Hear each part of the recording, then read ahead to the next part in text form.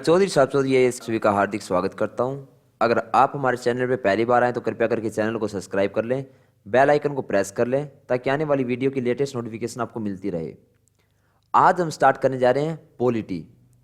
इस सेक्शन में हम पॉलिटी 6 to 12 पूरी पॉलिटी आपको कवर करवाएंगे, जिसमें आपका हर रोज चैप्टर एनालिसिस होगा और यूपीएससी और पीसीएस बेस्ड जो क्वेश्चन आंसर आपके बनेंगे चैप्टर वाइज वो भी हम डिस्कस करेंगे। तो आपकी दो प्लेलिस्ट होंगी, आपकी पॉलिटी की होगी 6 to 12 जिसमें चैप्टर एनालिसिस होगा, और दूसरी आपकी प्लेलिस्ट मिलेगी आपको 6 to 12 पॉलिटी की, जिसमें आपके यूपीएससी पीसीएस बेस्ड जो क्वेश्चन आंसर बनेंगे वो हम डिस्कस करेंगे एक्सप्लेनेशन के साथ। तो आपको पता है कि पॉलिटी जो है वो मोस्ट इंपॉर्टेंट पार्ट है यूपीएससी के लिए, तो इसको हम डीपली यहाँ पे डिस्कस करेंगे हर एक पॉइंट। आपने अगर सभी वीडियो पूरे देखे तो आपको बुक उठाने की जरूरत नहीं है। तो चलिए आज चैप्टर नंबर 1 हम करेंगे, विविधता की समझ। पॉलिटी 6 क्लास की है ये, चैप्टर नंबर 1 विविधता की समझ। तो चलिए बिना देरी के स्टार्ट करते हैं। सबसे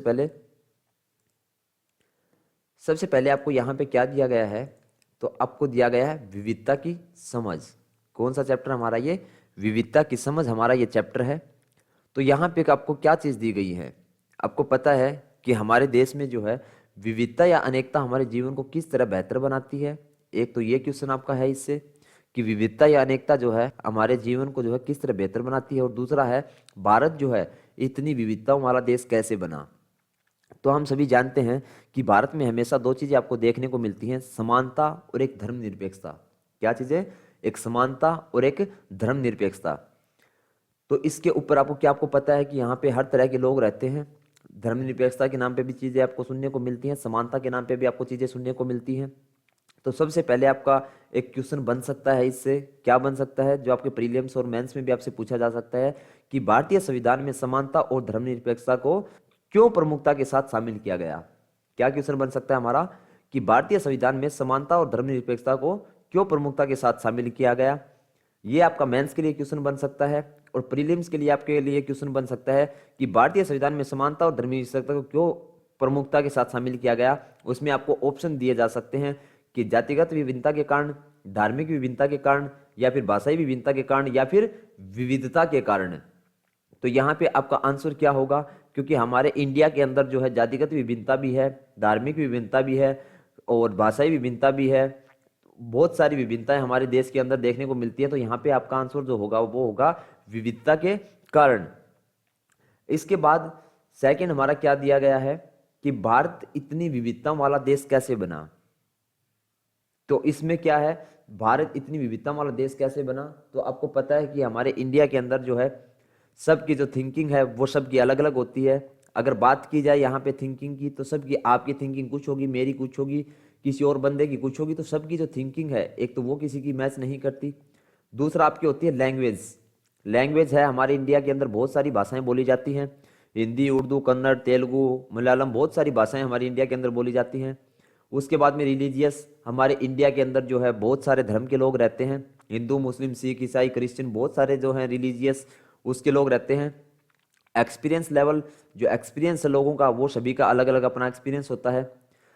उसके बाद में जॉब लेवल हो गया, सब जितने भी अगर हमारे इंडिया के हैं तो किसी ना किसी बंदे की जॉब कोई होगी, किसी बंदे की जॉब कोई होगी, किसी की जॉब प्रोफाइल कोई होगी। तो सबकी जॉब है, उसके आधार पर भी विविधता जो है हमें देखने को मिलती है। या फिर कल्चर हो गया, हमारा कल्चर भी सभी स्टेट का अलग अलग है। हमारे देश के अंदर 28 जब स्टेट्स हैं तो उनमें सभी का जो है कल्चर है वो भी सभी का अलग अलग होता है। तो कल्चर के आधार पर भी आपको विविधता या फिर विभिन्नता देखी जा सकती है। स्किल्स के आधार के ऊपर भी, अगला क्या है हमारा स्किल्स, स्किल्स के आधार पर भी आपको विभिन्नता देखी जा सकती है लोगों के बीच में। उसके बाद में जो है नेक्स्ट आपका आता है जेंडर। जेंडर यानी कि मेल, फीमेल, ट्रांसजेंडर, इन सभी के आधार पर भी विभिन्नता हमारे इंडिया के अंदर देखी जा सकती है। उसके बाद में विभिन्नता किस आधार पे है, तो फिजिकल एबिलिटीज, किसके आधार पर, फिजिकल एबिलिटी के आधार पर भी जो है हमारे देश में विभिन्नता देखी जा सकती है। उसके बाद में है सेक्सुअल ओरिएंटेशन हो गया, इसके आधार पर भी विभिन्नता देखी जा सकती है। आगे हमारा नेक्स्ट है एज। एज के आधार पर भी कोई किसी एज ग्रुप का है, कोई किसी एज ग्रुप का है। तो उस हिसाब से हमारे इंडिया के अंदर जो है विभिन्न प्रकार की विभिन्नताएं हमें देखने को मिल सकती है। इससे भी है आपका एक अच्छा क्वेश्चन बन सकता है कि विविधता या भिन्नता किस प्रकार हमारे जीवन को बेहतर बनाती है, या फिर भारत में इतनी विभिन्नता आई कहाँ से, या फिर भारत इतनी विभिन्नता वाला देश बना कैसे। तो इसके लिए हमें थोड़ा और पीछे जाना पड़ेगा कि हमारा जो देश है उसमें इतनी विविधता या भिन्नता किस प्रकार आई, या फिर किस प्रकार हमारे जीवन को बेहतर बनाती हैं, या फिर भारत जो है वो इतनी विभिन्नता वाला देश बना कैसे। तो चलिए डिस्कस करते हैं और वीडियो को पूरा जरूर देखना।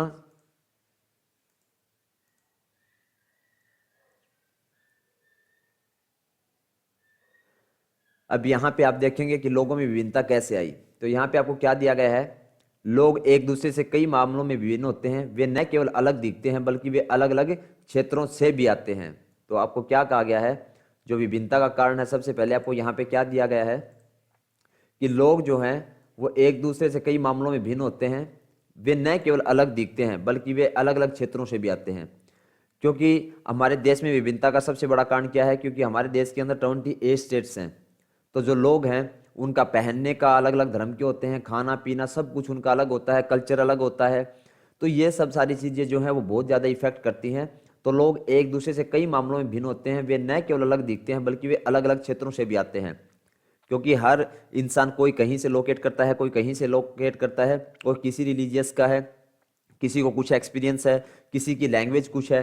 तो ये सभी चीज़ें भी हमें लोगों से विभिन्न बना देती हैं। विभिन्न प्रकार का खाना खाते हैं, अलग अलग त्यौहार मनाते हैं और भिन्न भिन्न धर्मों का पालन करते हैं। सेम वही बात आ जाती है कि जो लोग हैं हर जगह का जो खाना पीना है, स्टेट्स के हिसाब से भी अगर हम बात करें तो कोई किसी स्टेट में किसी प्रकार का खाना पसंद किया जाता है, किसी स्टेट में किसी प्रकार का खाना पसंद किया जाता है। तो हमारे पूरे देश में जितने भी जगह आपको देखने को मिलेगी, सब जगह उनका खाना पीना जो होगा सब लोगों का अलग अलग हो, अपना अलग अलग त्यौहार मनाते हैं। जितने भी लोग होंगे अलग अलग रिलीजियस के, हमारे इंडिया के अंदर सभी रिलीजियस के लोग रहते हैं, हिंदू मुस्लिम सिख ईसाई क्रिश्चियन सब प्रकार के लोग जो है हमारे इंडिया के अंदर रहते हैं। तो वो सभी अपने रिलीजियस के हिसाब से जो है फेस्टिवल्स को मनाते हैं, भिन्न भिन्न धर्मों का पालन करते हैं। कोई इंसान किसी धर्म से है, कोई इंसान किसी धर्म से है, तो वो सभी अपने अपने धर्मों को फॉलो करते हैं। ये भी एक विभिन्नता का कारण बना। इन विभिन्नताओं के कारण ही भारत में विविधता है। और इतनी प्रकार की जहाँ पे जिस देश के अंदर भिन्नताएं पाई जाती हों वहीं आपका विविधता का कारण बन जाता है। उसी वजह से इतनी विविधताएं देखने को मिल जाती है। जैसे कश्मीर हो गया, हमारा कश्मीर में कश्मीरी भाषा बोली जाती है। फिर हिंदी, हरियाणा, राजस्थान यही साइड का जो एरिया हो गया वहाँ पे हिंदी बोली जाती है। मराठी भाषा भी हमारे देश में बोली जाती है, तमिल भाषा भी बोली जाती है, उड़िया भाषा, बंगाली हो गई, नेपाली हो गई, जो गुजराती हो गई, मलयालम आपकी भाषा हो गई, या फिर आपकी बिहारी भाषा होगी। ये इतनी प्रकार की जब जिस देश के अंदर भाषाएं बोली जाती हैं तो विभिन्नता डेफिनेटली आपको देखने को इंडिया के अंदर मिलेगी। हमारा देश जो है वो एक विभिन्नता वाला देश है। इससे आगे का हम डिस्कस करेंगे, तो चलिए देखते हैं।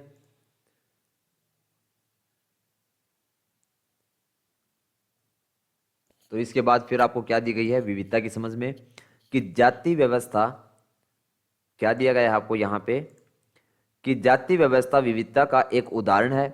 इस व्यवस्था में समाज को अलग अलग समूह में बांटा गया। क्या कहा गया आपको, जाति व्यवस्था जो है विविधता का एक उदाहरण है और इस व्यवस्था में समाज को अलग अलग समूह में बांटा गया। आपको पता है कि पहले तो रिलीजियस के नाम पे हमारा देश बटा, हिंदू मुस्लिम सिख ईसाई क्रिश्चियन इन सभी में बटा। उसके बाद में जात पात में हमारे देश को डिवाइड किया गया।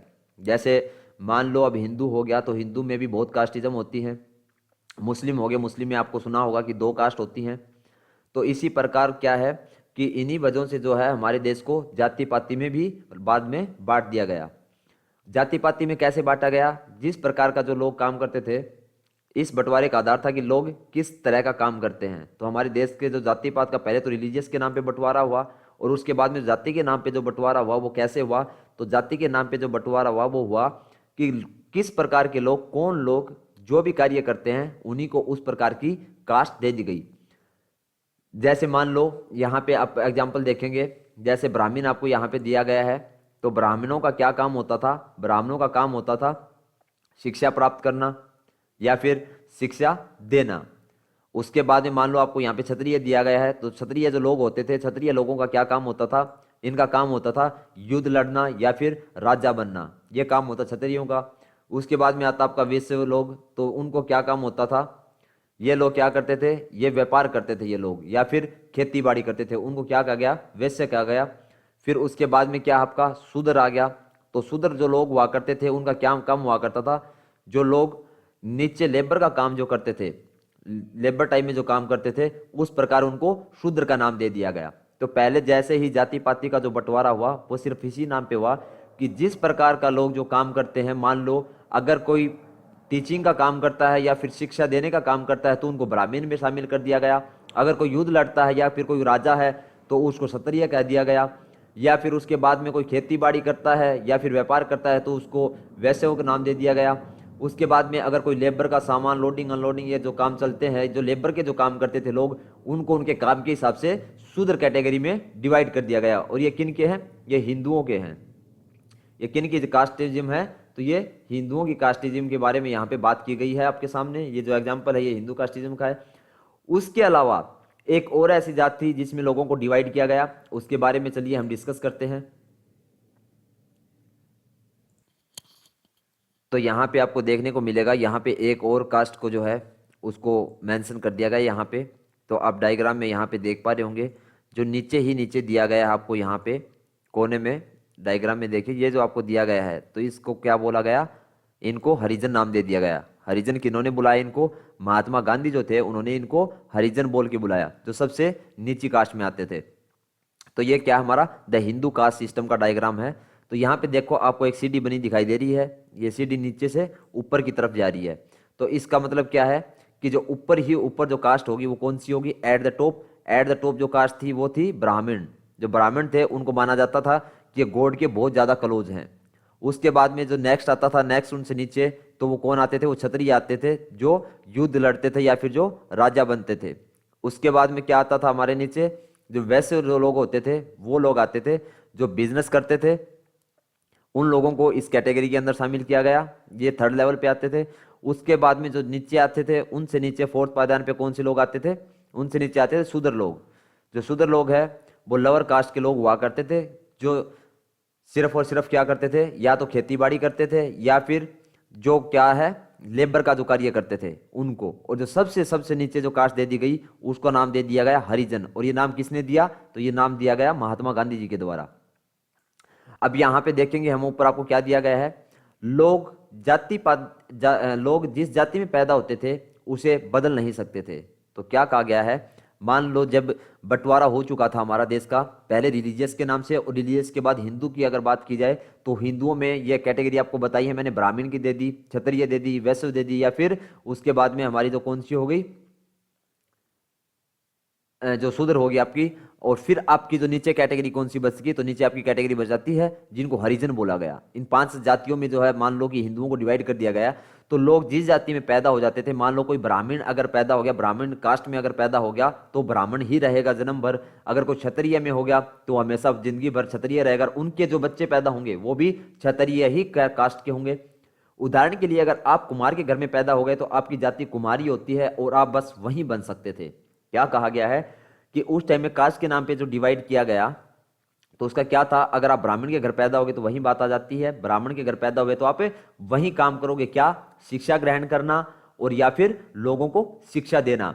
आप क्षत्रिय नहीं बन सकते, क्षत्रिय वाले काम आप नहीं कर सकते, कि आप राजा नहीं बन सकते, आप युद्ध नहीं लड़ सकते क्योंकि आप ब्राह्मण हो। अब क्षत्रिय की बात आती है तो क्षत्रिय लोग थे, अगर क्षत्रिय कास्ट में अगर कोई पैदा हो गया तो वह या तो युद्ध करेगा या फिर वो राजा बनेगा, लेकिन वो क्या नहीं कर सकता? वो शिक्षा ग्रहण नहीं कर सकता और वो लोगों को शिक्षा नहीं दे सकता। इसी प्रकार जो शूद्र की बात की जाए तो वो खेती करेंगे या फिर क्या करेंगे? लेबर का काम करेंगे, लेकिन वो क्या नहीं कर सकते? ना वो युद्ध लड़ सकते, ना वो राजा बन सकते, ना वो शिक्षा ग्रहण कर सकते, ना वो शिक्षा दे सकते, ना वो बिजनेस कर सकते।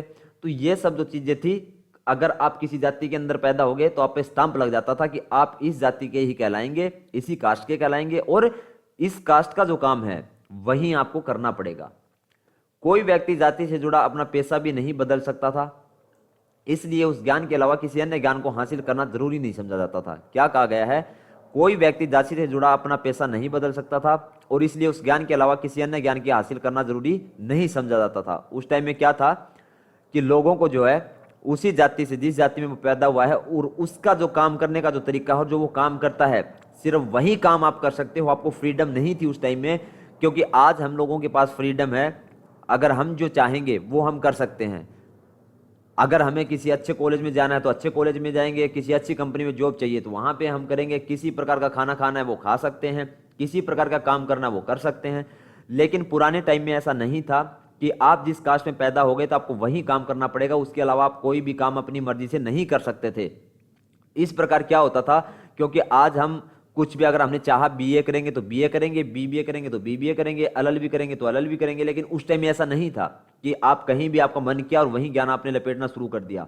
उस टाइम में अगर आपका काम है क्षत्रिय तो आपको वही शिक्षा दी जाती थी कि कैसे राजा बना जा सकता है, कैसे युद्ध लड़ा जा सकता है। अगर ब्राह्मण हो तो आपको वही शिक्षा दी जाती थी कि आपको चीजें पढ़ाई जाती थी, या फिर आप कैसे लोगों को टीच करते हो, वो सब चीजें थी। तो आपको वहां पे उस टाइम में फ्रीडम नहीं थी। तो इसी प्रकार यहाँ पे भी आपको विविधता जो है वो देखने को मिलेगी, क्योंकि कास्टिज्म जो सिस्टम है ये बहुत ज्यादा गलत सिस्टम है। कास्ट के नाम पे लोगों को डिवाइड करना, पहले रिलीजियस के नाम पे, फिर कास्ट के नाम पे, और अब आपको पता है आरक्षण के नाम पे आपको डिवाइड कर दिया गया है।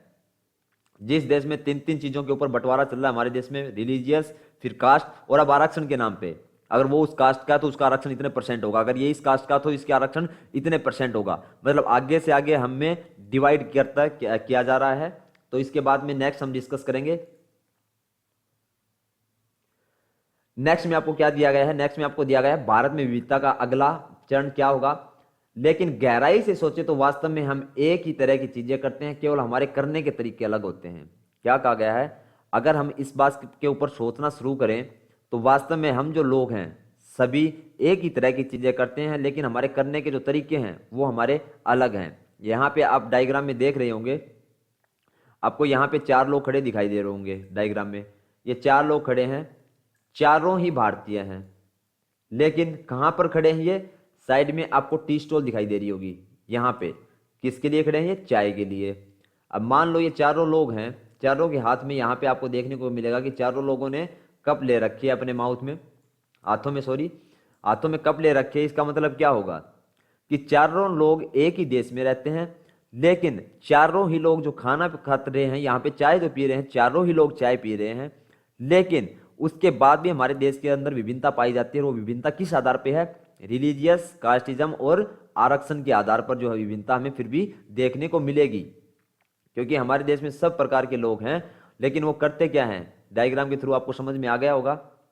क्योंकि हमारे सभी लोग एक ही चीजें करते हैं, लेकिन जो करने के जो तरीके होते हैं हमारे वो अलग होते हैं। इसके बाद में नेक्स्ट हम डिस्कस करेंगे। नेक्स्ट में आपको क्या दिया गया है, तो यहां पे आपको क्या दिया गया है कि करीब 200-250 वर्ष पहले जब रेल, हवाई जहाज, बस और कार हमारे जीवन का हिस्सा नहीं थे, तब भी लोग संसार के एक भाग से दूसरे भाग की यात्रा करते थे। क्या कहा गया है, करीब आज से 200-250 वर्ष पहले जब रेल, हवाई जहाज, बस और कार हमारे जीवन का हिस्सा नहीं थे, तब भी लोग संसार के भाग से एक दूसरे भाग की यात्रा करते थे। तो क्या कहा गया है कि आज से 100-200 साल पहले की बातें भी हैं। आज ही सिर्फ ये नहीं है कि हम सिर्फ ट्रेवल करते हैं एक जगह से दूसरी जगह पे, बल्कि आज से 100-200 साल पहले भी जो लोग हैं वो ट्रैवल किया करते थे। लेकिन उस टाइम जो ट्रैवल करने का जो साधन था, आज हमारे पास बसेज हैं, हमारे प्राइवेट व्हीकल्स हैं, हमारे पास बाइक्स हैं, ये सब चीज़ें उस टाइम में नहीं हुआ करती थी। उस टाइम लोग जो आमतौर पर जो ट्रैवल करते थे वो ऊँट पे करते थे या घोड़ों पे कर दिया, इन चीज़ों पे, या फिर आपका जो समुद्री जहाज हो गया, उस टाइम में समुद्री जहाज बहुत हुआ करते थे उस टाइम में भी, तो समुद्री जहाज हो गया। तो इन चीज़ों के द्वारा जो है लोग उस टाइम में भी ट्रैवल किया करते थे एक दूसरे से, एक जगह से दूसरी जगह जाने के लिए। वो जो एक जगह से दूसरी जगह जाने का जो रीजन था वो क्या था, तो सबसे पहले वो जो लोग जाते थे व्यापार के लिए। जो लोग व्यापारी लोग हुआ करते थे वो अपने व्यापार के लिए एक जगह से दूसरी जगह पे जाया करते थे, या तो ऊँट के द्वारा या घोड़ों के द्वारा, या फिर जो हमारी समुद्री जहाज होती है उनके द्वारा। सेकंड रीजन क्या था उस टाइम ट्रैवल करने का, खेत और बसने के लिए नई जमीन की तलाश में। लोग खेती बाड़ी जो करते थे वो नई जगह पे, आपको पता है उस टाइम में कर लेके आपको जमीन दी जाती थी। तो उस टाइम में के लोग क्या करते थे, जो खेती करते थे वो लोग एक जगह से दूसरी जगह पे ट्रैवल करते थे नई जमीन को तलाशने के लिए। नेक्स्ट क्या दिया गया है ट्रैवल का रीजन, तो सूखे और अकाल के कारण। उस टाइम में लोग, आपको पता है आज भी हमें ये चीजें सुनने को मिलती हैं कि आज भी वहां पे अकाल पड़ गया। जैसे राजस्थान का मैं अगर बात करूं तो राजस्थान में अकाल पड़ता रहता है, पीछे भी 5-6 साल, क्योंकि मैं बहुत जुड़ा रहा हूं राजस्थान से भी, तो अकाल वहां पे बहुत ज्यादा पड़ता है राजस्थान के भी कुछ हिस्सों में। तो अकाल के कारण भी अगर लोगों को भूखमरी आएगी, क्योंकि अकाल जहां पे होगा तो खेती बाड़ी होगी नहीं, लोगों को क्या करना है, बाहर जाना पड़ेगा, या तो जॉब की तलाश में, क्योंकि जब खेती बाड़ी नहीं होगी तो घर चलाने के लिए पैसे भी चाहिए, तो वो जॉब के लिए पलायन करेंगे या फिर ट्रैवल करेंगे। अगला काम की तलाश में। आज के टाइम में आपको पता है कि गांव के जो लोग हैं वो जॉब के लिए सिटी में जो जाते हैं तो वो ट्रैवल करते हैं किस कारण से, काम की तलाश में, क्योंकि उनको जॉब चाहिए। क्योंकि जॉब क्यों चाहिए, क्योंकि पैसे के लिए। पैसा क्यों चाहिए, सर्वाइव करने के लिए। अगला है युद्ध के लिए। उस टाइम में भी लोग युद्ध के लिए जो है पलायन करते थे या ट्रैवल करते थे। क्यों करते थे, क्योंकि युद्ध के टाइम में जो है एक एरिया को खाली करवा लिया जाता। आप अभी भी सुनने को बहुत बार सुना है कि पाकिस्तान के जो बॉर्डर के साथ लगते हैं तो उन्होंने अपना खाली करवा लिया, हमने अपना खाली करवा लिया। जब सिचुएशन ऐसी बनती है तो उस टाइम में भी क्या था, लोग युद्ध के टाइम पे भी ट्रैवल करते थे। जो आर्मी होती थी उनको आगे भेजना, या फिर जो योद्धा होते थे जो लड़ने वाले होते थे उनको आगे भेजना, एक जगह से दूसरी जगह पे भेजना, या फिर लोगों को वहां से इधर उधर ट्रांसफर करना। तो ये सब जो चीजें थी उस टाइम में भी, इन सब कारणों की वजह से लोग जो है उस टाइम में भी ट्रैवल किया करते थे। इसके बाद में आपको क्या दिया गया है, तो यहां पे आपको क्या दिया गया है, यहां पे आपको दिया गया है लोग जब नई जगह में बसना शुरू करते थे तो उनके रहन सहन में थोड़ा बदलाव आ जाता था। क्या कहा गया है, लोग जब नई जगह में बसना शुरू करते थे तो उनके रहन सहन में थोड़ा बदलाव आ जाता था। यानी कि जब लोग एक जगह से दूसरी जगह पे जाते थे तो उनका जो पहले रहने का जो सिस्टम होता था, और जब वो नई जगह पे जाते थे तो उनका जो रहने का जो सिस्टम होता था वो थोड़ा डिफरेंस हो जाता था, क्योंकि वहां पे कल्चर, वहां के लोग सब अलग होंगे। इसके बाद में क्या कहा गया है, कुछ चीजें वे नई जगह की अपना लेते थे और कुछ चीजों में वो पुराने ढर्रे पर ही चलते रहते थे। तो इसका कहने का मतलब क्या है कि जब मान लो कि कोई भी अगर हरियाणा का मान लो या राजस्थान का कोई पर्सन है या पंजाब का कोई पर्सन है, अगर वो साउथ में चला जाता है तो वहां पे जाके क्या होगा, वहां का कल्चर भी आपको चेंज मिलेगा, वहां की लैंग्वेज जो होगी वो भी आपको चेंज मिलेगी। तो वो अपने हरियाणा पंजाब वाले और राजस्थान वाले वो अपनी लैंग्वेज भी नहीं छोड़ सकते, अपना कल्चर भी नहीं छोड़ सकते। लेकिन अगर वो साउथ में जाके रहने लगेंगे तो हो सकता है थोड़ी बहुत वो लैंग्वेज वहां की भी सीख लें और वहां का भी थोड़ा बहुत कल्चर वहां का अपना लें। तो कुछ चीजें तो वहां की सीख लेते हैं जब एक जगह से दूसरी जगह पे जाते हैं, और कुछ अपना जो कल्चर होता है, अपनी जो लोकल लैंग्वेज होती है उसी बेस पर हम आगे बढ़ते रहते हैं। उसके बाद में क्या कहा गया है, इस तरह उनकी भाषा, भोजन, संगीत, धर्म आदि में नए और पुराने का मिश्रण रहता था। क्या कहा गया है, इसी प्रकार जब लोग एक जगह से नई जगह पे जाते थे या दूसरे स्टेट में जाते थे या किसी दूसरी जगह पे जाते थे तो उनमें जो भाषा है या फिर उनका जो खाने पीने का जो तरीका है या फिर उनका जो संगीत है या फिर उनका जो रिलीजियस या धर्म है या किससे वो बिलोंग करते हैं, इन सभी में नए और पुराने का जो है मिश्रण हमेशा रहता है। एक जगह से वही चीज आ जाती है। अगर यहाँ का लोग कोई साउथ में चला गया अगर, तो वो चीजें देखने को मिलेगी, क्योंकि वहाँ का कल्चर और जो वहाँ की लैंग्वेज जो होगी लोकल वो डिफरेंस होगी। तो यहाँ का जो पर्सन होगा, हरियाणा पंजाब राजस्थान का कोई भी पर्सन होगा, तो वहां जाके वो अपनी लैंग्वेज भी बोलेगा और वहां की थोड़ी लैंग्वेज भी वो सीख के जब किसी से बातचीत करेगा तो उसमें भी थोड़ा, उसमें तो मिश्रण देखने को मिलेगा। कभी वो हिंदी बोलेगा तो कभी वो वहां पे थोड़ी बहुत तेलुगु भी बोल देगा, एक दो वर्ड। तो ये सब चीजें हमें मिश्रण देखने को मिलता है अगर कोई भी पर्सन एक जगह से नई जगह पे जाता है। इसके बाद में क्या कहा गया है, संस्कृति और नई जगह की संस्कृति में आदान प्रदान होता है और धीरे धीरे एक मिश्रित यानी मिली जुली संस्कृति उभरती है। क्या कहा गया है, जब एक पर्सन दूसरी जगह पे जाता है तो वहां पे क्या होता है, जो कल्चर होता है वो क्या होता है, मिला जुला हो जाता है। क्योंकि यहाँ का कल्चर कहीं का कैसा होगा जहाँ पे वो पहले है, नई जगह पे जाएगा तो कल्चर थोड़ा डिफरेंस हो जाएगा। तो उससे क्या होता है, धीरे धीरे वो मिला जुला जो है एक कल्चर बन जाता है, एक संस्कृति बन जाती है। क्योंकि यहाँ का अगर एक कोई राजस्थानी बोलने वाला बंदा है, अगर वो आंध्र प्रदेश में चला जाता तो वहाँ पे थोड़ी तेलुगु सीख लेगा।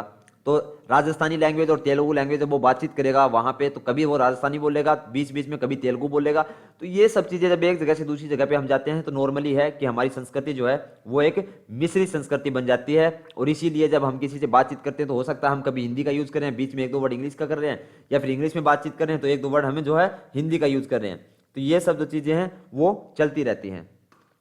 इससे एक जो है मिली जुली जो है संस्कृति सामने आती है हमारे। इसके बाद में हम नेक्स्ट देखेंगे,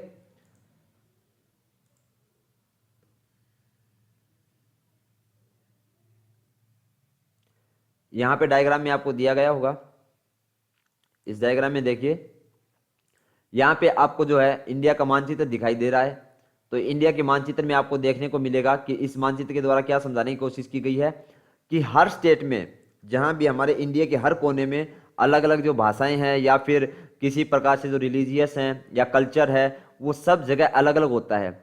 अब मान लो यहाँ का अगर कोई, मान लो हरियाणा राजस्थान पंजाब या फिर जम्मू कश्मीर का कोई बंदा है इस एरिया से, अगर वो इस एरिया में जाएगा, यहाँ पे आंध्र प्रदेश में या इस साइड तमिलनाडु में, इस साइड अगर एरिया में जाएगा तो वहाँ का उसका कल्चर भी चेंज होगा, वहाँ की लैंग्वेज भी चेंज होगी। तो उसकी वजह से क्या होता है, एक डिफरेंस आ जाता है, एक मिली जुली जो है संस्कृति है वो उभर कर हमारे सामने आती है। नेक्स्ट एग्जाम्पल किसका दिया गया है, यहाँ पे लैंग्वेज का दिया गया है। तो इसके द्वारा क्या कहने की कोशिश की गई है, इसके द्वारा कहने की कोशिश की गई है कि जब हम बोलते हैं तो क्या है, पंजाबी लैंग्वेज होगी आपकी, या फिर आपकी उर्दू हो गई, तो ये प्रकार की जो भाषाएं हैं, या आपकी कन्नड़ हो गई, या फिर आपकी हिंदी हो गई, या संस्कृत हो गई, तो जब हम किसी से बातचीत करते हैं तो जो जिन लैंग्वेज को हम जानते हैं उनसे रिलेटेड कोई ना कोई वर्ड जो है वो हमारा निकल जाता है। और जब नई नई जगह पे हम ट्रैवल करते हैं तो नई नई लैंग्वेज जो हमें सीखने को मिलती हैं, तो जब हम बातचीत करते हैं तो वही सेम चीज़ें होती हैं कि एक मिश्री जो संस्कृति है वो हमारी उभर कर सामने आती है, क्योंकि हम अलग अलग लैंग्वेज में भी बात कर सकते हैं। तो जैसे जैसे हम एक जगह से दूसरी जगह पे जाते हैं तो संस्कृति जो है हमारी वो भी चेंज होती रहती है। इसके बाद में आपको क्या कहा गया है, इसके बाद में आपको फिर से दिया गया है भारत में विविधता। तो यहां पे आपको क्या दिया गया है, आपको यहां पे दिखाया गया है कि अलग अलग तरह की भौगोलिक स्थितियों से भी विभिन्नता उत्पन्न होती है। क्या कहा गया है, अलग अलग तरह की भौगोलिक स्थितियों से भी विविधता उत्पन्न होती है, यानी कि ज्योग्राफिकल जो पार्ट है उसकी वजह से भी जो है विविधता देखने को मिलती है। जैसे मान लो कि कोई बंदा अगर लद्दाख हो गया मान लो, और केरल हो गया आपका, अगर वहां पे भौगोलिक क्या होगा कि एक जगह से वो दूसरी जगह आ जाती है।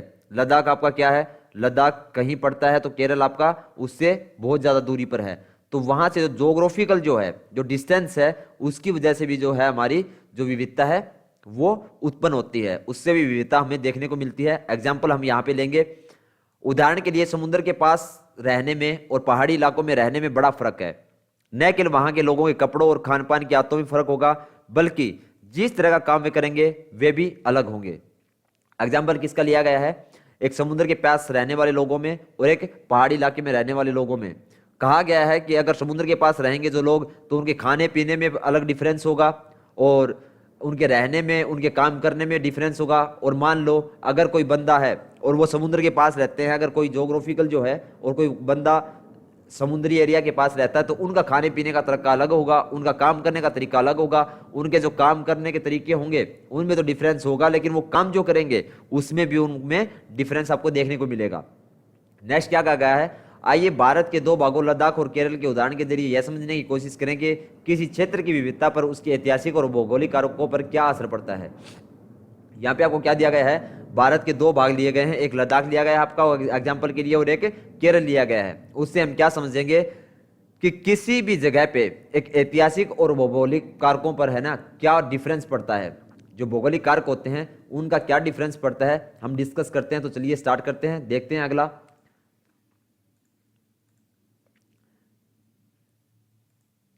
यहां पे मान लो आपको इंडिया का जो है मैप दिया गया है, यहाँ के इंडिया के मैप में आपको क्या दिखाया गया है, तो यहाँ पे आपको सभी स्टेट दिखाई देंगे। इसमें आप देखेंगे कि यहाँ पे एग्जांपल हमने किसके लिया था, एक हमने केरल का लिया था और दूसरा हमने किसका लिया था, लद्दाख का लिया था। तो लद्दाख देखो आप कहाँ ज्योग्राफिकल के हिसाब से, तो ज्योग्राफी के हिसाब से आपका जो लद्दाख है वो ऊपर ही ऊपर पड़ता है, जो हमारा 9वां केंद्र शासित प्रदेश भी बना है, यानी कि यूटी बना है हमारा, कौन सा 9वां यूटी बना है लद्दाख। इसमें आप देखेंगे कि आपका लद्दाख है जो वो ऊपर ही ऊपर पड़ता है हमारे इंडिया के मैप में। तो यहाँ पे ये जो क्षेत्र है ये कैसा क्षेत्र है, तो ये एक पहाड़ी एरिया है और एक ठंडा प्रदेश है। उसके बाद में अगर केरल की बात करें तो केरल हमारा कहाँ पे होगा, केरल देखो आप यहाँ पे मैप में नीचे ही नीचे आपका केरल होगा। और केरल क्या है, ये आपका पहाड़ी क्षेत्र भी है, और पहाड़ी क्षेत्र के साथ साथ भी यह एक समुद्री तटरेखा रखती है, तो समुद्री एरिया भी है। तो जो लद्दाख है आपका वो एक पर्वतीय क्षेत्र है, और केरल जो है आपका वो एक समुद्री क्षेत्र है। तो हम देखेंगे अब कि जो डिफरेंस है, ज्योग्राफिकल जो डिफरेंस है, उससे जो है वहां के लोगों में खाने पीने में, या फिर रहने में, या फिर कपड़े पहनने में, या फिर उनके काम करने के तरीकों में किस प्रकार डिफरेंस होता है। तो चलिए देखते हैं नेक्स्ट।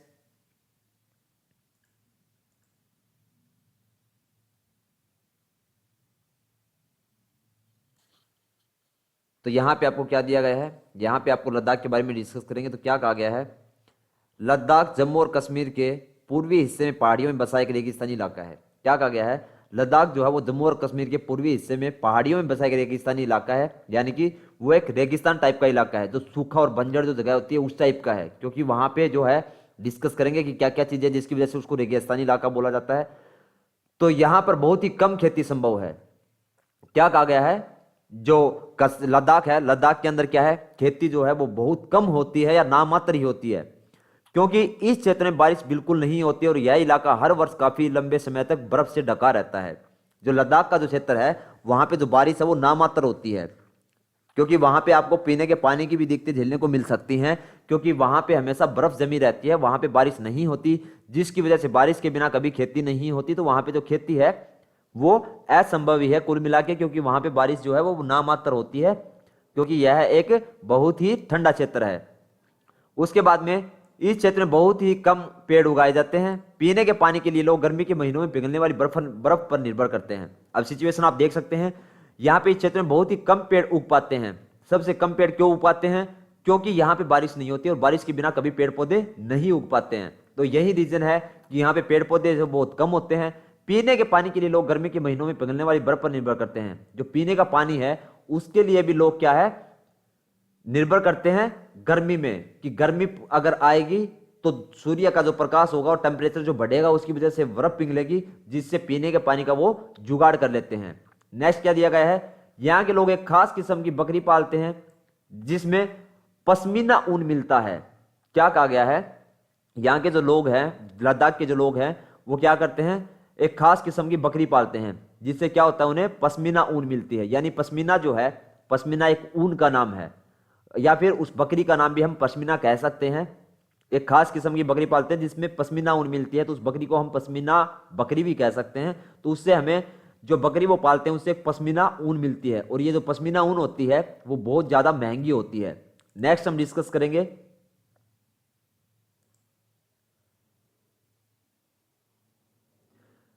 यहां पे आपको क्या दिया गया है, जो पश्मीना जो ऊन है यह ऊन कीमती है, इसलिए पश्मीना शाल बड़ी महंगी होती हैं। क्या कहा गया है, जो पश्मीना जो ऊन है वो बहुत ज्यादा कॉस्टली होती है, कीमती होती है, महंगी होती है, इसलिए पश्मीना सोल बड़ी महंगी होती हैं। ऊन से, पश्मीना जो ऊन है उससे क्या बनाया जाता है, तो सोल बनाई जाती है। सोल कौन सी, जो हम सर्दियों में ओढ़ते हैं, वो सोल बनाई जाती है। और ये जो सोल है ये बहुत महंगी पड़ती है, क्योंकि पश्मीना ऊन है वो कॉस्टली होती है। लद्दाख के लोग इस ऊन को कश्मीर के व्यापारियों को बेच देते हैं। जो लद्दाख के लोग हैं वो क्या करते हैं, ये जो पश्मीना जो ऊन होती है उसको जो कश्मीर के अंदर, जम्मू और कश्मीर के अंदर जो व्यापारी हैं, जो बिजनेसमैन हैं, उनको बेच देती है। कश्मीर में पश्मीना सालें बुनी जाती हैं। कश्मीर जो है वहां पे जो है आपकी पश्मीना सोलें बुनी जाती हैं। तो पश्मीना ऊन से जो सोल बनती है उनको क्या कहा जाता है, पश्मीना सोल कहा जाता है। यहाँ पे आप डायग्राम में देख पा रहे होंगे, ये आपकी पश्मीना सोल है, और ये काफी कॉस्टली होती है, बिकॉज ऑफ जो पश्मीना जो ऊन है वो कॉस्टली होती है। आगे आपको क्या दिया गया है, यहाँ के लोग दूध से बने पदार्थ जैसे मक्खन, चीज एवं मांस खाते हैं। तो यहाँ के लोग जो हैं दूध से बने पदार्थ जैसे मक्खन, चीज या फिर मांस खाते हैं। तो ऐसा क्यों होता है, क्योंकि एक तो वहां पे ठंड होती है, तो जो मक्खन हो गया, ये सब चीजें उनको क्या है, गर्मी देती है। जो मांस हो गया वो गर्मी देती है। और दूसरा, मांस खाने का उनका रीजन क्या रहेगा, क्योंकि यहाँ पे बारिश बहुत कम होती है, जिसकी वजह से यहाँ पे खेती बाड़ी भी नहीं कर पाते, और जो पेड़ पौधे होते हैं वो भी नहीं उग पाते। तो ये लोग क्या करते हैं, मोस्टली मांस के ऊपर ही निर्भर करते हैं, क्योंकि लोग मोस्टली मांस खाते हैं। हर एक परिवार के पास कुछ गायें, बकरी और याक होती है। जो लद्दाख के लोग हैं उनका क्या है, तो वहां पे जो परिवार है मोस्टली गायें पालते हैं, या फिर बकरी पालते हैं, या फिर याक पालते हैं। ये अपने मांस के लिए भी इनको यूज करते हैं, और उनसे दूध और वो सब करने के लिए भी ये इनका प्रयोग करते हैं। इसके बाद में नेक्स्ट हमारा क्या है, केरल के बारे में। तो केरल के बारे में डिस्कस करेंगे। तो सबसे पहले आपको क्या दिया गया है, तो यहाँ पे आपको क्या दिया गया है, सबसे पहले आपको दिया गया है भारत के दक्षिणी पश्चिमी कोने में बसा हुआ राज्य है। जो केरल है वो क्या है, वो हमारे भारत के दक्षिणी पश्चिमी कोने में बसा हुआ एक स्टेट है, और इसके साथ में जो है समुद्री किनारे बसा हुआ यह एक स्टेट है। यह एक तरफ समुद्र से घिरा हुआ है और दूसरी तरफ पहाड़ियों से। जो लद्दाख था हमारा वो सिर्फ पहाड़ी क्षेत्र है, वो समुद्री क्षेत्र नहीं है, बल्कि हमारा जो केरल है उसके एक तरफ में पहाड़ियां हैं तो दूसरी तरफ समुद्र है। तो ये जो केरल है वो समुद्री और पहाड़ियों से घिरा हुआ एक क्षेत्र है। इन पहाड़ियों पर विविध प्रकार के मसाले जैसे काली मिर्च, लौंग, इलायची आदि उगाए जाते हैं। जो केरल की पहाड़ी क्षेत्र हैं वहां पर क्या होता है, तो वहां पे काली मिर्च, लौंग और इलायची बहुत ज्यादा मात्रा में उगाई जाती है, और इन मसालों के कारण इस क्षेत्र व्यापारियों के लिए बहुत ही आकर्षक बना। आपको ही पता है कि व्यापारी लोग कहां जाएंगे, जहां पे उनको चीजें मिलेंगी खरीदने के लिए या व्यापार करने के लिए। तो यहाँ पे जो है केरल में लोग, जो व्यापारी लोग थे वो बहुत ज्यादा आए। क्यों आए, क्योंकि यहाँ पे काली मिर्च, लौंग, इलायची इन सभी की खेती होती थी, और व्यापारी लोग तो वहीं आकर्षित होंगे जहां पे उनको कुछ भी खरीदने या बेचने को मिले, जहां वो मुनाफा जो है वो कमा सकें। तो इसीलिए लोग जो है केरल की तरफ आकर्षित हुए, जो व्यापारी लोग थे। सबसे पहले अरबी एवं यहूदी व्यापारी केरल आए। सबसे पहले कौन से व्यापारी केरल में आए? तो अरबी एवं जो यहूदी व्यापारी जो हुआ करते थे वो सबसे पहले जो केरल में आए थे, किस लिए? व्यापार के लिए।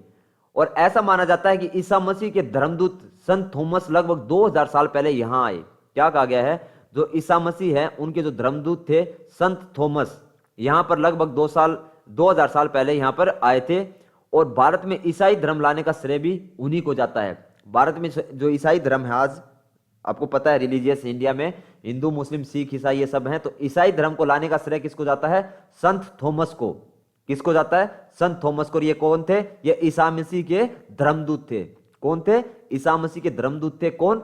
संत थॉमस। और संत थॉमस को ये जो है ईसाई धर्म लाने का श्रेय जाता है हमारे इंडिया के अंदर। जो ईसाई धर्म लाने वाले थे हमारे इंडिया के अंदर वो कौन थे?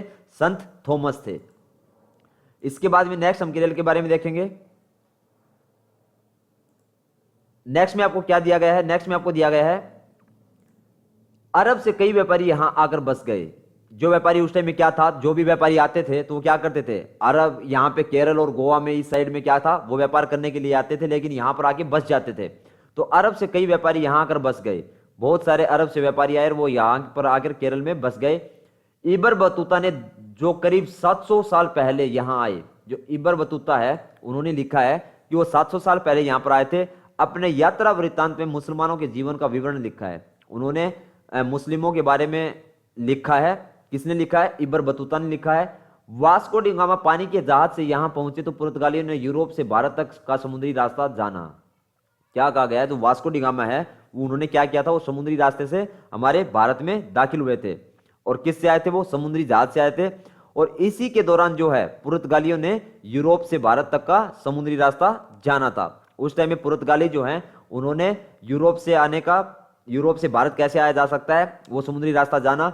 और हमारे इंडिया के ऊपर सिर्फ और सिर्फ अंग्रेजों का ही जो है शासन नहीं था, बल्कि यहां पर फ्रांस का, पुर्तगालियों का, इन सब का भी शासन जो है हमारे इंडिया के ऊपर हुआ है। सिर्फ अंग्रेजों ने ही जो है गुलाम नहीं बना रखा था, बल्कि पुर्तगाली हो गए, फ्रांसी हो गए, तो इन सभी लोगों के भी हमारा देश जो है गुलाम हुआ करता था। इसके बाद में नेक्स्ट आपको क्या दिया गया है? नेक्स्ट आपको फिर केरल के बारे में दिया गया है। तो क्या कहा गया है आपको यहां पे? इन सभी ऐतिहासिक प्रभावों के कारण केरल के लोग विभिन्न धर्मों का पालन करते हैं, जिनमें यहूदी, इस्लाम, ईसाई, हिंदू एवं बौद्ध धर्म शामिल हैं। ये जो इस प्रकार के जो डिफरेंस देखने को मिले कि वहां से लोग आते गए, बाहर से व्यापारी लोग, और वहां पे यहां पे आकर बसना शुरू कर दिया, तो इसी वजह से वहां पे बहुत सारे धर्म आपको देखने को मिल सकते हैं केरल में। कौन से? जैसे यहूदी हो गया, इस्लाम हो गया, ईसाई हो गया, हिंदू हो गया, बौद्ध हो गया, ये सब धर्म जो है वहां पर आपको देखने को मिलेंगे। चीन के व्यापारी भी केरल आए। जो चीनी व्यापारी थे वो भी हमारे केरल के अंदर आए थे उस टाइम में। तो यहाँ पे ऐसा नहीं है कि जो चीनी व्यापारी थे वो सिर्फ और सिर्फ केरल में आए। आपने पीछे देखा भी होगा कि जो चीनी जो व्यापारी थे वो लद्दाख में भी आए थे। उसके बाद नेक्स्ट क्या दिया गया है? यहाँ पर मछली पकड़ने के लिए जो जाल इस्तेमाल किए जाते हैं वो चीनी जालों से हूबहू मिलते हैं। क्या कहा गया है? जो केरल के अंदर मछली पकड़ने के लिए जो जिन जालों का इस्तेमाल किया जाता है, वैसे ही सेम जालों का इस्तेमाल जो है मछली पकड़ने के लिए चीन में किया जाता है। क्योंकि चीन के लोग जो है यहाँ पर आए थे केरल के अंदर, और उन्हीं से वो अपनी संस्कृति यहाँ पे छोड़ के गए, और आज भी उन्हीं संस्कृति का पालन वहाँ के लोग करते हैं। जो मछुआरे हैं वो करते हैं। सेम जो चीन में जो जाल यूज होता है मछली पकड़ने के लिए, वही सेम जाल आज भी हमारे इंडिया के अंदर केरल में यूज होता है। यहाँ पे साथ में डायग्राम आपको दिखाई दे रहा होगा। ये डायग्राम जो जाल यूज करते हैं मछुआरे मछली पकड़ने के लिए, उसका डायग्राम है। तो यही सेम जो जाल है ये चीन ने यूज किया था यहाँ पे, और वही सेम जाल आज भी चाइना में यूज किया जाता है, और वही सेम जाल आज के टाइम में केरला में यूज किया जाता है। इसके बाद क्या दिया गया है? केरल की उपजाऊ जमीन और जलवायु चावल की खेती के लिए बहुत उपयुक्त है। जो केरल की जो भूमि है वहां पे सबसे ज्यादा खेती बाड़ी वो किसकी की जाती है? तो चावल की जाती है।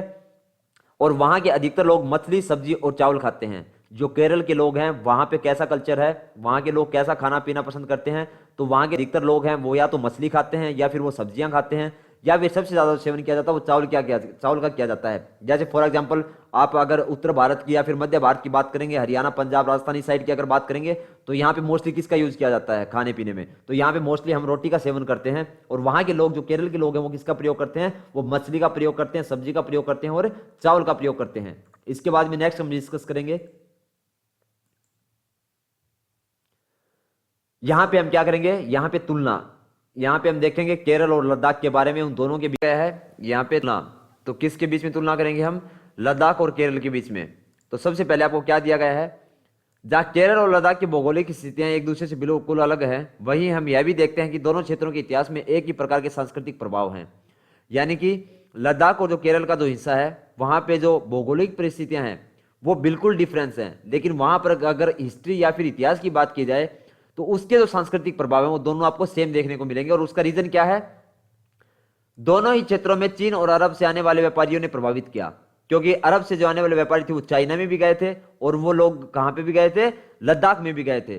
तो वहां पे क्या है, इसी वजह से वहां की जो सांस्कृतिक है हिस्ट्री के हिसाब से वो दोनों सेम मिलेंगी।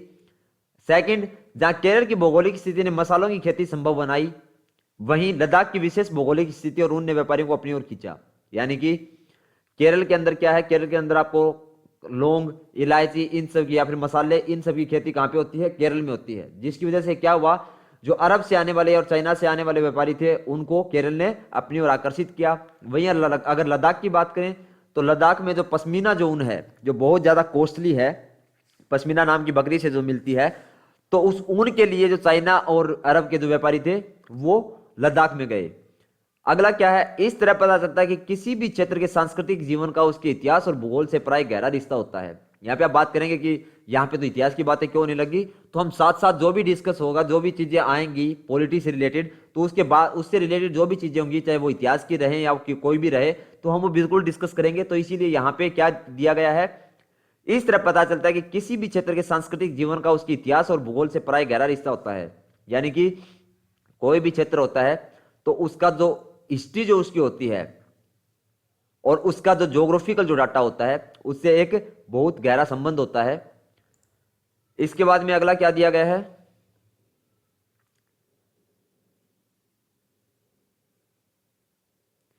नेक्स्ट में हमें दिया गया है भारत की विविधता या अनेकता ही को उसकी ताकत का स्रोत माना गया। विविधता में एकता हम डिस्कस करेंगे। तो भारत की विविधता या अनेकता को उसकी ताकत का स्रोत माना गया।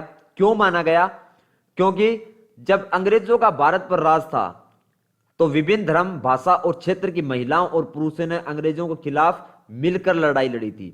हमारे देश एक विभिन्नता वाला देश है जहां पे अलग अलग रिलीजियस के लोग रहते हैं, अलग अलग कास्ट के लोग रहते हैं। आरक्षण के ऊपर भी हमें डिवाइड किया गया है। लेकिन जब अंग्रेजों का शासन था हमारे भारत के ऊपर, उस टाइम में सभी धर्म और भाषा के जो लोग हैं, चाहे वो लेडीज हों चाहे वो जेंट्स हों, सब लोगों ने मिलकर जो है अंग्रेजों के खिलाफ लड़ाई लड़ी थी। भारत के स्वतंत्रता संग्राम में अलग अलग परिवेशों के लोग शामिल थे। जो भारत का जो स्वतंत्रता संग्राम में हुए उनमें सभी प्रकार के लोग जो हैं एकजुट होकर उन्होंने आंदोलन किए। उन्होंने एकजुट होकर आंदोलन किए, वे जेल गए और अंग्रेजों का अलग अलग तरीके से विरोध किया। उस टाइम में किसी भी इंसान ने यह चीज नहीं देखी मैं इस कास्ट का हूं या मैं इस रिलीजियस से आता हूं या फिर मैं ये भाषा बोलता हूं या फिर मैं इस प्रकार का काम करता हूं। किसी भी प्रकार की चीजें जो थी उन सबको भूलकर एकजुट होकर लोगों ने आंदोलन शुरू किए गए। एक साथ मिलकर लोग जेल भी गए और अंग्रेजों का अलग अलग तरीकों से, अपने अपने तरीकों से सब लोगों ने मिलकर जो है वहां पे सामना किया। इसीलिए कहा है विविधता में एकता ही हमारी शक्ति है। जो हमारा भारत है यहाँ पे विभिन्न प्रकार के लोग पाए जाते हैं, लेकिन फिर भी उनमें एकता बहुत ज्यादा गहरी है, जिसकी वजह से क्या है, मेरे देश भारत की जो है एकता ही हमारी शक्ति है। विभिन्न प्रकार के लोग मिलकर भी एक साथ खड़े होते हैं हर प्रकार की परिस्थिति को झेलने के लिए। इसके बाद में नेक्स्ट क्या दिया गया है, विविधता में एकता ही यहाँ पे द्वारा दिया गया है। तो यहां पे क्या है, अंग्रेजों ने सोचा था कि वे भारत के लोगों में फूट डाल सकते हैं क्योंकि उनमें काफी विविधताएं हैं और इस तरह उनका राज चलता रहेगा। क्या कहा गया है, अंग्रेजों ने सोचा था कि वे भारत के लोगों में फूट डाल सकते हैं क्योंकि उनमें काफी विविधताएं हैं और इस तरह उनका राज चलता रहेगा। तो इसका मतलब क्या होगा, तो जो अंग्रेज थे उन्होंने सोचा कि भारत के अंदर अलग अलग कास्ट के लोग रहते हैं, अलग अलग रिलीजियस के लोग रहते हैं, तो ये लोग कभी एक नहीं हो सकते। तो यहाँ पे जो है इस चीज का फायदा उठाकर यहाँ पे इन लोगों में फूट डालकर इनमें जो है विभिन्न प्रकार की जो विभिन्नताएं पाई जाती हैं उनका हम क्यों ना फायदा उठा लें। और इसी प्रकार उन्होंने सोचा कि इनमें फूट डालेंगे और यहाँ पे हमारा जो है राज चलता रहेगा। लेकिन क्या हुआ, लोगों ने दिखला दिया कि वे एक दूसरे से चाहे कितने ही भिन्न हो, अंग्रेजों के खिलाफ लड़ी जाने वाली लड़ाई में वे सब एक थे। क्या कहा गया है? मेरे देश की यह सबसे अच्छी बात है कि इतनी प्रकार के कल्चर, सांस्कृतिक, रिलीजियस, कास्टिज्म सब कुछ होने के बावजूद भी हमेशा किसी भी परिस्थिति में हमेशा एक साथ खड़े रहते हैं। और यही उस टाइम में काम आया। इतनी विभिन्नताओं के बाद भी जो मेरे पूरे देश के जो लोग थे वो एक साथ मिलकर खड़े रहे। और उसका फायदा में क्या हुआ कि अंग्रेजों ने सोचा था जो वो प्लान उनका कामयाब नहीं हुआ और उनको यहां से देश हमारा छोड़कर जाना पड़ा।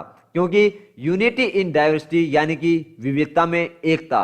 और यही सबसे अच्छी पहचान है हमारे देश की कि यहाँ पे सभी इतने प्रकार के लोग होने के बावजूद भी सब लोग एक दूसरे से प्रेम भाव से मिलकर रहते हैं। इसके बाद में नेक्स्ट क्या दिया गया है? नेक्स्ट में दिया गया है हमें विविधता में एकता में। तो यहां पे आपको क्या कहा गया है? तो यहां पे हमें दिया गया है, यहां पे हमें दिया गया है जवाहरलाल नेहरू ने अपनी किताब में लिखा कि भारतीय एकता कोई बाहर से थोपी हुई चीज नहीं है बल्कि यह बहुत ही गहरी है। जो पंडित जवाहरलाल नेहरू ने जो बुक लिखी थी तो उसका नाम क्या है? Discovery of India. Jawaharlal Nehru ने जो बुक लिखी उसका नाम क्या होगा?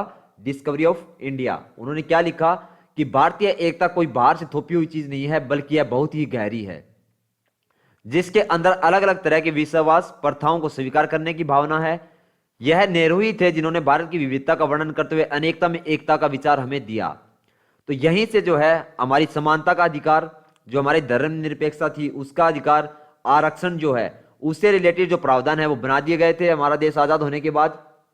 तो 1950 में जो हमारा संविधान लागू हुआ था और 1950 में ही सबसे पहले आपको देखने को मिलेगा कि सबसे पहले जो आर्टिकल आया हमारा तो वो 14 से लेकर 18 तक जो आर्टिकल हमारा वो देखने को आपको मिलेगा पॉलिटी में कि वो हमारे समानता के अधिकार से रिलेटेड जो है। क्योंकि हमारा देश जो है अंग्रेजों ने बांट रखा था, लेकिन यहां पे ये आर्टिकल्स क्यों बनाने पड़े? समानता का अधिकार, धर्मनिरपेक्षता या फिर उसके बाद में आरक्षण जो है। क्योंकि कोई भी स्टेट जो है वो ये नहीं कर सकता कि अगर मान लो कि हरियाणा है तो हरियाणा ये नहीं कह सकता कि यहाँ सिर्फ हिंदू रहेंगे, राजस्थान है तो ये नहीं कह सकता कि यहाँ पे सिर्फ मुस्लिम रहेंगे, अगर आंध्र प्रदेश है तो ये नहीं कह सकता यहाँ सिर्फ मुस्लिम रह सकते हैं, या फिर गुड़गा अगर बात की जाए आपके केरल की तो केरल ये नहीं कह सकता कि यहाँ पे सिर्फ क्रिश्चियन लोग रहेंगे या ईसाई लोग रहेंगे। तो इन सभी को खत्म करने के लिए, क्योंकि भारत जो है विभिन्नता वाला देश है, आर्टिकल 14 से 18 जो आर्टिकल वो बनाए गए क्योंकि ये समानता का अधिकार से रिलेटेड है, क्योंकि सबको समान जीने का अधिकार है। उसके बाद में आपका जो धर्मनिरपेक्षता आर्टिकल है वो बनाए गए कि 25 से लेकर 28 तक कि किसी भी इंसान पर जबरदस्ती कोई धर्म नहीं थोपा जाएगा, सब लोगों को छूट होगी वो अपने धर्म का प्रचार करें या अपने धर्म के हिसाब से किसी की पूजा करें। वो सब आपको 25 से 28 आर्टिकल में आपको देखने को मिलेगा। और यहीं से जो है आरक्षण इसलिए लागू किया गया था ताकि जो लोगों में भेदभाव ना हो कि कोई बड़ा कोई छोटा, जो भेदभाव ना हो किसी प्रकार का कास्टिज्म के नाम पर या किसी प्रकार से, तो इसीलिए आरक्षण को भी लागू किया गया। इसके बाद में अगर हम बात करें तो इस पे हमारा एक क्वेश्चन आपसे मेंस के लिए एक क्वेश्चन भी बन सकता है, एक निबंध के तौर पे आ सकता है। मान लो निबंध में आपका आ सकता है, जो ऐसे आपका रिटन होता है मेंस का, उसमें आपसे क्वेश्चन पूछा जा सकता है कि विविधता में एकता पर निबंध लिखें। तो विविधता में एकता पर अगर आपसे निबंध पूछा जाए तो आप क्या लिख सकते हैं कि जो भारत में जो विविधता में एकता है वो कैसे है, कौन कौन से आर्टिकल्स बनाए गए, या फिर उनके जो प्रभाव हैं वो क्या पढ़ सकते हैं, या फिर विविधता जो है वो भारत में कैसे आई। ये सब चीजें आप इस निबंध में लिख सकते हैं। प्रीलिम्स के लिए और मेंस के लिए आपको क्वेश्चन बता दिया गया है कि भारतीय संविधान में समानता और धर्मनिरपेक्षता को जो है प्रमुखता के साथ शामिल किया गया। ये आपका मेंस के लिए हो सकता है। यही क्वेश्चन आपसे प्रीलिम्स में ही पूछा जा सकता है कि भारतीय संविधान में समानता और धर्मनिरपेक्षता जो है क्यों प्रमुखता के साथ शामिल किया गया, जिसमें आपको ऑप्शन दिए जा सकते हैं कि जातिगत विभिन्नता के कारण, धार्मिक विभिन्नता के कारण, या फिर भाषाई विभिन्नता के कारण, या फिर विविधता के कारण। तो आप इन पे कंफ्यूज होने की जरूरत नहीं है, क्योंकि यहाँ पे आपका आंसर होगा विविधता के कारण। क्यों? क्योंकि जातिगत विविधता के कारण, धार्मिक विविधता के कारण और भाषाई विविधता के कारण, ये सभी आपके आ जाते हैं विविधता के कारण के अंदर। तो यहाँ पे आपका आंसर जो होगा वो विविधता के कारण होगा। इसी के साथ हमारा चैप्टर नंबर जो 1 है वो हमारा कंप्लीट हो जाता है। इसके बाद चैप्टर नंबर 2 होगा वो हम डिस्कस करेंगे। तो सभी ज्यादा से ज्यादा लाइक करें, शेयर करें, कमेंट करें। कमेंट करके हमें बताएं कि आपको लेक्चर कैसा लगा। अगर किसी प्रकार का कोई डाउट है तो आप पूछ सकते हैं, कमेंट कर दें। नेक्स्ट वीडियो जो हम बनाएंगे उसमें आपके साथ वो डिस्कस कर दिया जाएगा। तो चलो मिलते हैं नेक्स्ट वीडियो में, तब तक के लिए बाय बाय, टेक केयर।